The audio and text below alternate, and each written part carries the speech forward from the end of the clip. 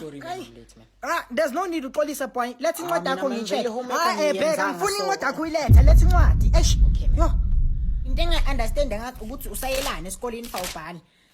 Kwenzakalani lana? Okay, 15 August. After 15 August yi-29. Ufike nini manje kuyi-29 zaka August? Iviki akhumbula the timing love iviki benkula vele. Ulovelani wena iviki manje yi-29 August ufike nini ku-29 wena uyanyanyisa 29 November. Junior kanti hayi wena soku November singakafiki na ku November. Kwenzakalani kanti ngale ncwadi ngibona what the fuck is this? November. Page lani ngiyanyisa uthi ngiyobheka ama-activities. Hayibo, tourism awuyenzi mosweni tourism ufikela ubani tourism The timing bankile. azikune tourism mara juna moswenza umntana science i-tourism ufikela ubani kanti kwenzakalani kule ncwadi? I mean what the fuck is going on? Awubheka yini lena?